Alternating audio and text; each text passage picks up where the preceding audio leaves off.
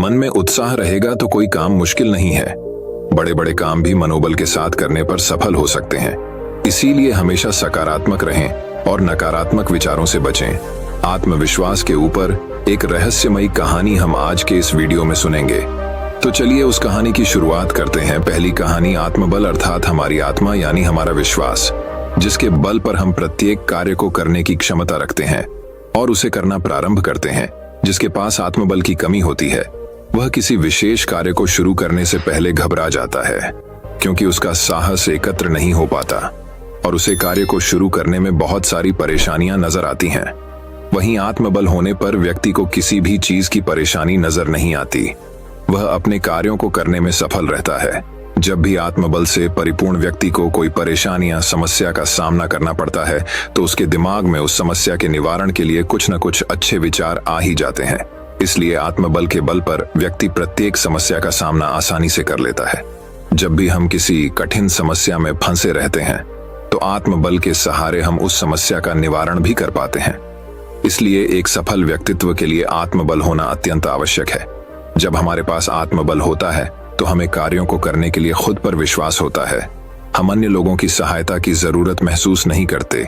जब हम अपने कार्य को बड़ी बेफिक्री से करते हैं तो हमारे सभी कार्य संपन्न हो जाते हैं, जिसका मतलब हमारे पास आत्मबल नाम की चीज है। आइए आत्मबल से जुड़ी एक किसान की सच्ची घटना का ध्यान करते हैं।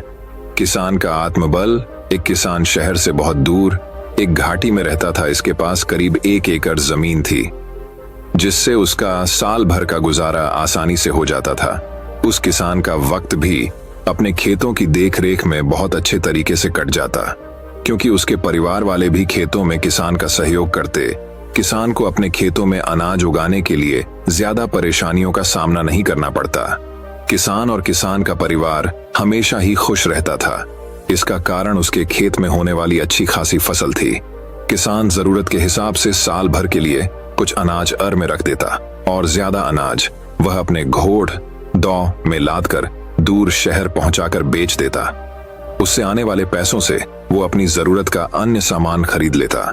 उसका साधारण सा जीवन अच्छा ही गुजर रहा था कि एक साल कुछ ऐसा हुआ जिससे किसान का सारा जीवन गड़बड़ा गया। उस साल जब किसान ने अपने खेतों में गेहूं बोना प्रारंभ किया तो आसमान में बहुत ही अच्छे बादल गरज रहे थे। किसान द्वारा जब पूरे खेतों में बीज बोए गए तो तुरंत कुछ देर पश्चात हल्की फुल्की बारिश भी होना प्रारंभ हो गई। इस कारण उसका आत्मबल भी बढ़ गया, क्योंकि किसान के अनुभव से इस बार उसके खेतों में बहुत ही अच्छी फसल उगेगी। परंतु वक्त के प्रहार के कारण किसान के साथ ठीक किसके विपरीत हुआ, क्योंकि जब किसान की फसल पकने के लिए तैयार हो गई, ठीक उसी वक्त आसमान में फिर वही काले बादल मंडरा रहे थे, जिन्होंने विशाल रूप लेकर आसमान से ओले गिराने शुरू किए। किसान के देखते ही देखते उसके सारे खेतों में फसल धारा सही हो गई और किसान बहुत दुखी हो गया। किसान ने अपने खेतों में फसल बोने के लिए बहुत मेहनत की और अंत वक्त में उसकी सारी फसल नष्ट हो गई थी। उसके इस साल का गुजारा करने के लिए कुछ भी नहीं रहा, परंतु उसका आत्मबल इतना मजबूत था कि उसने हिम्मत नहीं हारी। किसान के पास जो अगले वर्ष फसल बेचकर पैसे आए थे, उसने उनका उपयोग करके अपने आत्मबल के कारण खेत से सारी फसल हटाकर उन खेतों में आलू बो दिए, क्योंकि वह सीजन ही आलू बोने का था। किसान फिर से अपने खेतों में गेहूं होता तो उसे कम से कम 4-5 महीनों का इंतजार करना पड़ता, परंतु किसान ने आत्मबल के दम पर एक सही निर्णय लिया।